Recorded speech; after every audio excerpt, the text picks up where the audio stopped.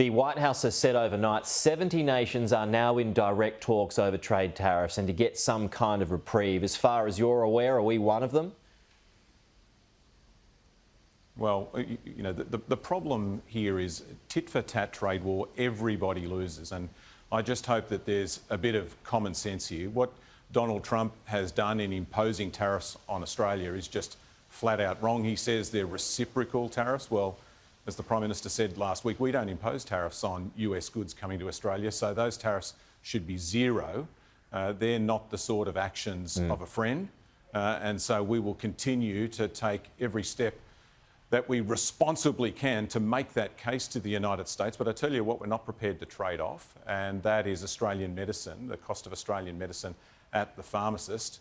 That's not on the table and never will be under a Labor government. OK, but as far as you're aware, and perhaps these are questions for others, but are we getting any closer to getting a reprieve? Are we one of those 70 nations that are making headway towards getting some kind of reduction?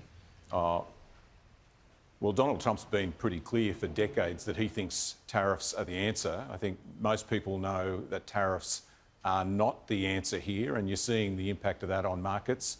I think the fear of all reasonable people around the world is that a tit-for-tat trade war just means that everybody loses. You know, you increase tariffs, it means fewer goods are sold, it means fewer jobs all around the world. That's why I hope that common sense prevails here. It's why the Treasurer is bringing together the head of the Reserve Bank today, as well as the regulators and the banks, to have a look at making sure all of the settings are in the right place. That's what a mature, sensible, calm government does. But compare that, Pete, to the reaction of Peter Dutton. Last time there was this much uncertainty in global markets, he was buying shares on the share market. Now, yesterday, he's screaming out the word recession. The last thing that Australians need at the moment is to roll the dice with somebody who talks like that. Do you think we'll go to a recession? The last thing that we need, of course not, and that's not what Treasury is predicting. And that's what makes what Peter Dutton is saying so much more irresponsible. The last thing we need here is US-style politics or US-style tariffs here in Australia. The last thing we need in Australia is a pale imitation of the United States. OK.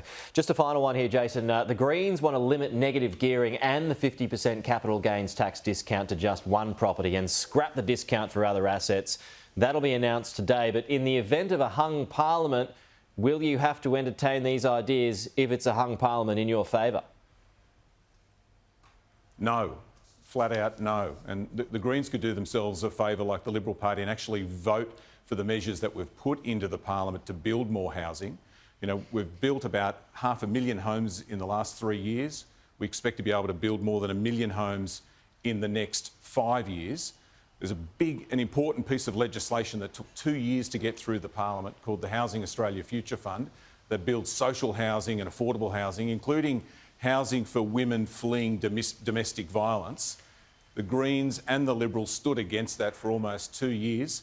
Peter Dutton is now saying he would get rid of that fund, a fund that builds housing for women fleeing domestic violence and housing for Australian veterans who are homeless.